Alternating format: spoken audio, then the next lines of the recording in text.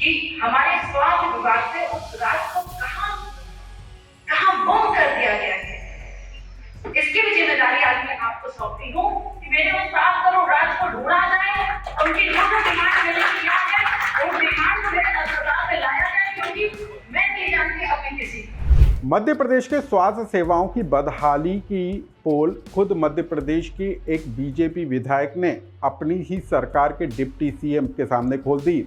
मध्य प्रदेश के सीधी में आयोजित एक कार्यक्रम में प्रदेश के स्वास्थ्य विभाग की जिम्मेदारी संभाल रहे डिप्टी सीएम राजेंद्र शुक्ला पहुंचे थे और उन्हीं की मौजूदगी में भरे मंच से बीजेपी के विधायक रीति पाठक ने कुछ ऐसे सवाल कर डाले जिसके जवाब खुद डिप्टी सीएम नहीं दे सके। आखिर क्या है ये पूरा मामला, इस खबर को विस्तार से जान लीजिए। नमस्कार, मैं हूं अनुराग श्रीवास्तव और आप देख रहे हैं लोकमत हिंदी।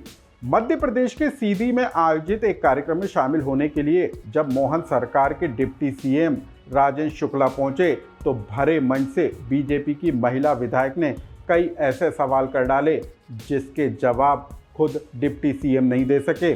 दरअसल भरे मंच से बीजेपी की विधायक रीति पाठक ने सवाल पूछा कि सीधी के जिला अस्पताल के लिए अधोसंरचना मद में जो 7 करोड़ रुपए की राशि मिली थी उसका क्या हुआ।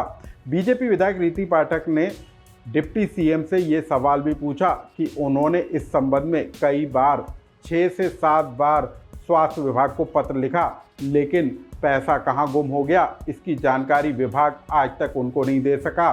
सिर्फ इतना ही नहीं, बीजेपी विधायक ने डिप्टी सीएम राजेंद्र शुक्ला से ये तक कह डाला कि यहाँ बोर्ड पर आपको विकास पुरुष लिखा गया है, आप रीवा जिले से निकलकर सीधी जिले पर भी फोकस करें और यहाँ के जिला अस्पताल की व्यवस्था को सुधारें।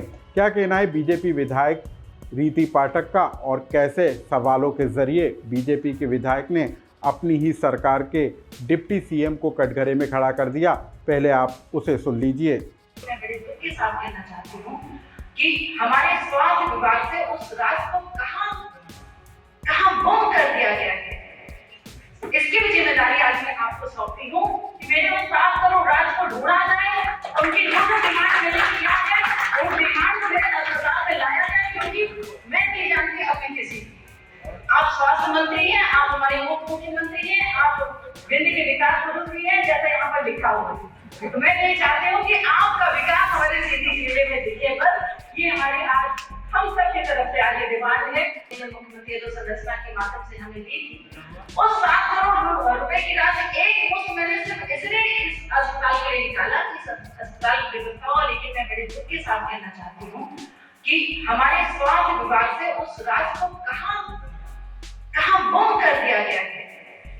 इसकी भी जिम्मेदारी आज मैं आपको सौंपती हूँ कि मेरे उस 7 करोड़ राज को ढूंढा जाए, उनकी जो डिमांड मैंने किया है वो डिमांड को मेरे अस्पताल में लाया जाए, क्योंकि मैं नहीं जानती अपनी किसी।